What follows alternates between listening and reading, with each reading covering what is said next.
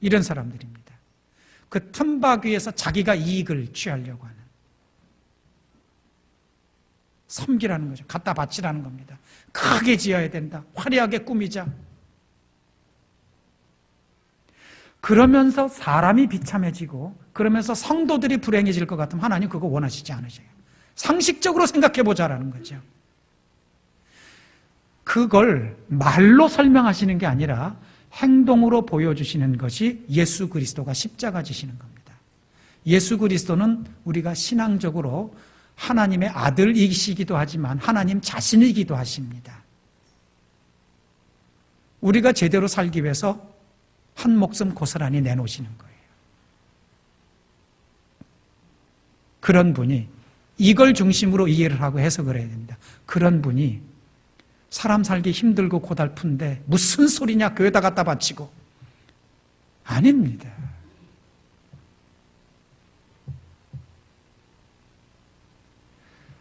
다른 거는 조금씩 오해해도 되고 다른 건 조금씩 잘못 알아들을 수 있지만 성찬식에만큼은 그러시면 안 되는 겁니다. 그렇게 가르쳐도 안 되고 거기에 미혹되셔도 안 되는 겁니다. 섬김을 받겠다는 게 아니라 섬기시겠다는 거예요. 사람들이 어떻게 되든 나한테 화려하게 많은 재물 가져오고 성전을 크게 짓고 거기서 엄청난 무슨 찬양이 울려 퍼지고 내가 언제 그런 거 받겠다고 그러냐. 제 얘기가 아니라 이사야 때 얘기라는 거 아시겠죠? 기름진 황소를 바친들 내가 기뻐하겠으며, 분명히 이사야서에 그렇게 되어 있지 않습니까? 그리고 그것이 예수 그리스도 오시는 가운데 명확하게 드러나집니다. 오늘 본문 말씀 우리가 이제 성경을 중심으로 살펴보면서 그때그때 적절한 말씀들을 다시 연관지어서 설명드리겠습니다. 본문 23절에 바울은 이렇게 기록을 합니다. 내가 여러분에게 전해준 것은 주님께로부터 전해받은 것입니다. 여러분이 조금 더 비평적인 시각에서 본문을 분석하시면 좋습니다. 내가 바울입니다. 여러분에게, 고린도 교회 성도들에게입니다. 전해준 것은, 성찬식에 대해서 이미 이전에 전해줬습니다. 주님께로부터 전해받은 것입니다. 그런데 바울의 입장과 다른 사도들의 입장이 다르죠. 그 구별하실 수 있으셔야 됩니다. 첫 번째 만찬, 첫 번째 성찬식이 있을 때 바울은 그 자리에 있었습니까? 없었습니까? 없었지요. 그때 바울은 예수님 반대하던 사람입니다. 바리새인, 핍박하던 사람이죠. 첫 번째 성찬식이 제정될 때는 바울은 그 자리에 없었습니다. 그래서 직접 예수님께서 빵을 떼시고 또 포도잔을 나누시고 이러는 것을 직접 보고 경험한 적은 없습니다. 그럼 바울은 이걸 언제 전해받았을까요? 신학적으로는 이렇게 추정을 합니다. 바울은 주님께로부터 부르심을 받은 뒤에, 소명이라고 얘기합니다. 영어로 그냥 콜링이라고 바로 쓰는 분들도 있습니다. 주님께로부터 이 사도로 부르심을 받은 다음에 바로 목회를 시작하는 게 아니라 처음에는 그런 활동을 좀 하다가 자신의 고향으로 돌아가고 그 다음에 아라비아 사막으로 가서 14년 동안을 지내게 됩니다. 거기에서 묵상하고 여태까지 내가 외우고 그리고 익힌 유대교의 율법과 예수 그리스도를 통해서 나타나는 하나님의 사랑의 실체에 대해서 오랜 기간 동안 묵상하고 깨우치고 그것을 통해서 다시 율법을 재해석하는 이런 과정을 거치게 됩니다. 그때 받았다라고 추정을 합니다. 그때 주님께로부터 깨달음을 얻었다라는 그런 것입니다. 곧 주 예수께서 잡히시던 밤에 내 빵을 들어서 감사를 드신 다음에, 자, 이럴 때 그러면서 바울이 고린도 교회에 어떤 것을 이야기하냐면 성찬식에 대해서 설명을 합니다.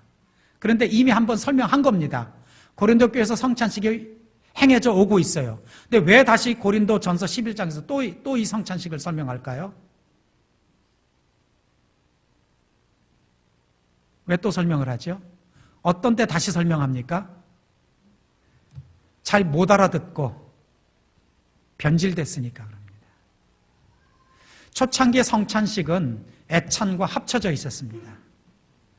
교회 안에서 성찬이 있고 애찬이 있습니다. 여러분이 이 예배를 마치고 2층에 올라가서 식사하는 걸 애찬이라고 합니다.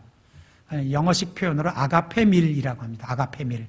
사랑의 마음으로 준비하고 섬기고 나누어서 사랑의 마음으로 같이 식사하고 교제하는 것을 애찬이라고 합니다. 아가페밀. 한 달에 한 번씩 첫 번째 주일날 예식을 성례전으로 하는 이 성찬은 유카리스트라고 합니다. 성찬입니다. 신앙적인 의미, 소중함, 간절함 속에서 행해지는 겁니다. 초창기 교회는 이 두 가지가 결합되어 있었습니다. 음식을 성도들이 싸들고 교회로 모여서 같이 예배를 드리고 말씀을 묵상하고 격려하면서 식사도 같이 하는데 처음에는 잘 됐습니다. 뜨겁고 첫사랑이 있으니까.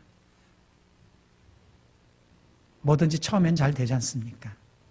나중에 변질되기 시작했어요.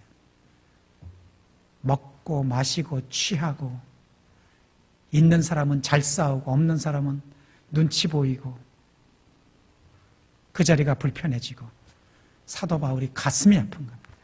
이게 어떤 자리인데 왜 식사를 하고 주님께서 뭘 하라고 했는데 너희가 이걸 가지고 그 전에 이제 그런 게 나옵니다. 관심 있는 분들은 고린도전서의 그 앞부분을 좀 보시면 이게 이제 왜 이렇게 나오는지가 이제 설명이 되는데 너무 기가 막힌 겁니다. 어떻게 세워진 건데 너희가 이것을 이렇게 할 수가 있는가? 그래서 가르치는 겁니다. 내가 이제부터 차근차근 처음부터 말해줄 테니까 제대로 알아듣고 다시는 그러지 말아라라는 그런 의미가 있습니다. 첫 번째 만찬 벌어지는 주 예수께서 잡히시던 밤에 아시죠? 요일로 따지면 무슨 요일입니까?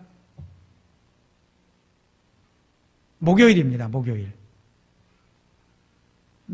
6월절 목요일 날 첫 번째 이제 그 6월절 음식을 먹는 자리였네. 그것이 이제 첫 번째 성찬이 되지요. 그리고 제자들과 그 빵을 떼시고 그다음에 이제 요한복음 17장에 나오는 그 기도 또 14장에서부터 16장까지 긴 강론을 하신 다음에 그다음에 이제 겟세마네 동산으로 가시죠.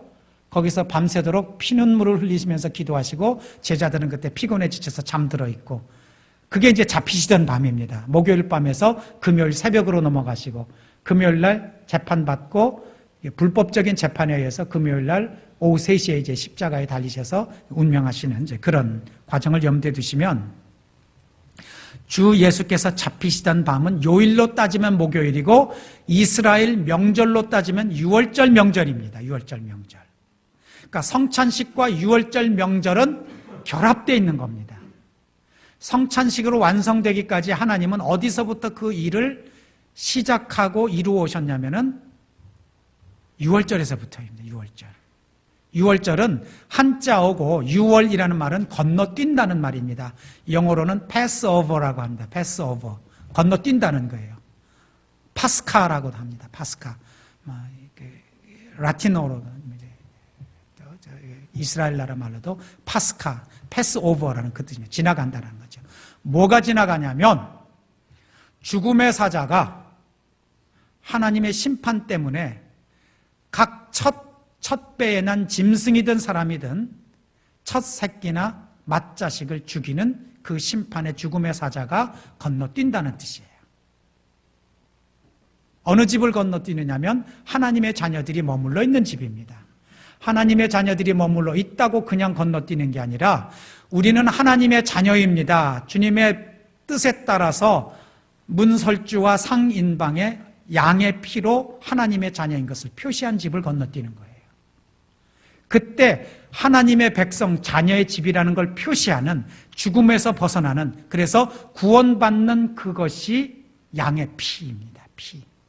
그 양은 장차 하나님의 어린 양 예수 그리스도를 뜻하는 그런 의미를 담고 있습니다. 그때 그 집 안에서 집 바깥에서는 그 어린 양의 피가 발려져 있는 문설주는 양쪽 기둥이고 상인방은 위에 있는 그래서 디귿자를 세워놨다고 생각하시면 됩니다. 그래서 그 우슬초에다 적셔가지고 디귿자로 이렇게 그 칠을 그리고 그 안에서는 이제 구원의 명령이 떨어지면 이제 너희들 나라로 가라. 이제 더 이상 너희들 우리가 강제적으로 못 붙들겠다는 구원이 선포가 되면 즉시 출발할 수 있도록 옷차림도 출발할 수 있는 옷차림으로 그러다 보니까 먹을 것도 언제 이스트, 효모를 넣어서 빵을 부풀리고가 아니라 누룩 없는 빵을 그대로 뜨면서 찢으면서 그걸로 먹고 그 다음에 여태까지 수백 년 동안 노예 생활을 하느라고 쓰디 쓴 기억을 잊지 말고 기억하라는 쓴 나물을 먹으면서, 우리나라로 따지면 쓴박이나 고들빼기 같은 그런 것입니다. 그러니까 맛으로 쓴 것을 통해서 신앙적으로 괴롭고 힘들고 눈물 나는 인생을 잊지 말고 기억하라는 그런 의미가 될 것입니다. 그것이 유월절입니다. 거기에 희생된 것이 어린 양입니다. 그 생명을 뜻하는 것이 어린 양의 피고, 그것을 이스라엘 백성들 보고 하나님께서 내내토록 지켜오라는 거죠. 왜 지키라고 그랬을까요? 기억 안 하면 또 되풀이되기 때문에 그렇습니다. 본문에도 이제 기억하라는 얘기가 계속 나오는데, 그것은 과거를 기억하라는 데다, 과거에다 초점을 맞추는 게 아니라 과거를 기억하지 못하면 미래가 불행해지기 때문에 그렇습니다. 또 되풀이되기 때문에. 그게 잡히시던 밤, 6월절이었고 6월절은 구약에서부터 그렇게 이루어져 옵니다. 빵을 들어서 옛날 번역본 성경에는 이게 떡이라고 되어 있습니다. 그렇죠? 예, 이스라엘 사람들은 떡을 안 먹습니다. 떡이 없어요, 그 나라에는. 그 나라의 빵을 우리나라식으로 번역을 하다 보니까 떡이 됐는데, 새 번역은 다시 그때 그 사람들이 했던 걸 그대로 번역하는 게 맞다는 해석학적인 정신에 따라서 빵으로 번역을 해서, 옛날부터 떡에 익숙하신 분들은 떡이 더 편하실 수 있습니다. 하지만 보다 정확한 의미는 빵입니다. 그래서 빵으로 번역되어 있습니다. 감사기도 드리신 다음에 빵을 떼시고 말씀하셨습니다. 이것은 빵이죠. 너희를 위하는 내 몸이다. 빵을 먹는 게 아니다라는 거죠. 나를 위해서 자기 몸 고스란히 희생하는 예수 그리스도의 몸을 기억하라는 그 뜻입니다. 나를 기억하여라. 기억하라라는 말이 나오죠.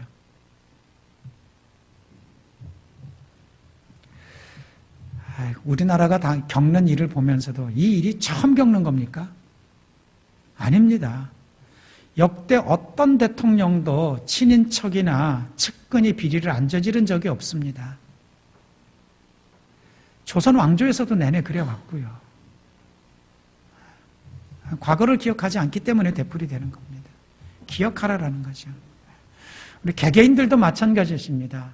한 번에 성공하신 분은 없으세요. 지금 설령 일들이 잘 돼가는 분도 한 번에 성공하신 분은 없습니다. 분명히 쓰라린 일을 겪으십니다. 누구든지 그건 겪습니다. 겪으면 배워야지요. 배우면 아무리 가슴 아픈 일을 겪었어도 그거는 귀중한 교육이 되고 고마운 게 되게 됩니다. 배우지 못하면 아무 쓸데없는 것이 되게 됩니다.